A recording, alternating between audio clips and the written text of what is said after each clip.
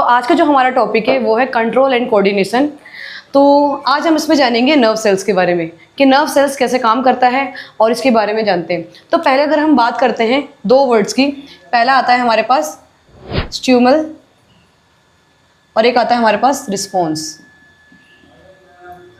मान लो कि एनवायरनमेंट से कोई भी हमें स्टिमुलस आया, स्टिमुलस इट मीन्स कि सिग्नल आया, देन उसके लिए जो भी हमारे पास सिग्नल्स आया है या स्टिमुलस आया है उसके अकॉर्डिंग हमें क्या रिस्पॉन्स करना है, क्या रिएक्ट करना है, तो वो हम कैसे करते हैं, हम नर्व सेल्स के थ्रू करते हैं। फॉर एग्जाम्पल जैसे मान लो कि अगर मेरे पास कोई भी ठंडा गिलास रखा है या फिर गर्म गिलास रखा है, ठीक है, पानी का, अगर मैंने उसको टच किया तो मुझे अपना हाथ वहाँ से एकदम से हटा लेना है, बैक कर लेना है, तो वो कैसे करूँगी मैं, नर्व सेल्स के थ्रू। तो नर्व सेल्स क्या होता है, ये हमारा एक मैसेजिंग सेल्स होता है जो कि मैसेज करता है, हमारे ब्रेन को पहुंचाता है। तो यहाँ पे देखो इसके अगर हम पार्ट्स की बात करते हैं, पहला आता है हमारा डेंड्राइटिक सेल्स और उसके बाद आता है हमारे पास सेल बॉडी। जो सेल बॉडी होती है उसके अंदर होता है साइटोप्लाज्म, न्यूक्लियस।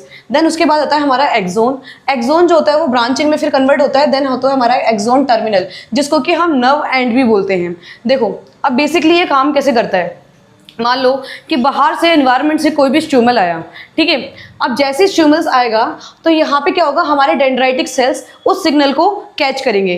डेंड्राइटिक सेल्स का काम होता है चीज़ों को कैच करने का, एज अ रिसेप्टर की तरह काम करता है कि कोई भी सिग्नल आया और उसने वहाँ से उसको क्या करा, कैच करा।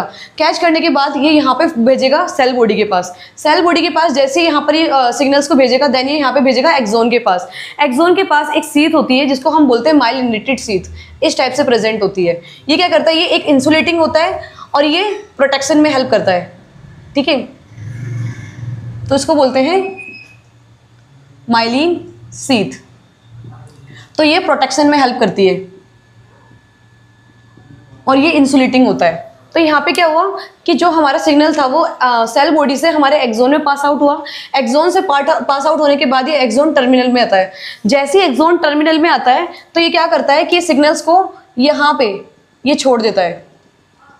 अब जैसे सिग्नल्स को उसने छोड़ दिया केमिकल की उसमें, तो यहाँ पे हमारा दूसरा नर्व सेल्स बैठा होता है जो कि यहाँ पे क्या करता है, दूसरा नर्व सेल्स उसके डेंड्राइटिक सेल्स यहाँ पे एक्टिव हो जाएंगे और यहाँ से उस सिग्नल को पास कर लेंगे, इट मीन्स कि कैच कर लेंगे। कैच करने के बाद ये जो हमारी प्रोसेस होती है एक सेल से दूसरे सेल से, दूसरे सेल से तीसरे सेल्स में, इट मीन्स कि हमारे वन बाय वन सेल्स में ट्रांसफर होती है और ये हमारे ब्रेन तक जाती है। ब्रेन पे जाने के बाद क्या होता है कि ये हमारा सिग्नल तो वहाँ पे पहुँच चुका है हमारे ब्रेन तक। ब्रेन से फिर वो क्या होता है कि उसी के अकॉर्डिंग वो रिस्पॉन्स करता है। जैसे फॉर एग्जांपल मैंने किसी भी गर्म पानी को हाथ लगाया तो वहां से वो सिग्नल गया मेरे ब्रेन तक, वो ब्रेन को हिट करके फिर वो क्या करेगा, उसको रिफ्लेक्ट करेगा और वो दोबारा मेरे हाथ पे आएगी उसका रिफ्लेक्शन और वहां से वो कहेगा मुझे कि अपना हाथ साइड कर लो। तो ये प्रोसेस यहाँ पे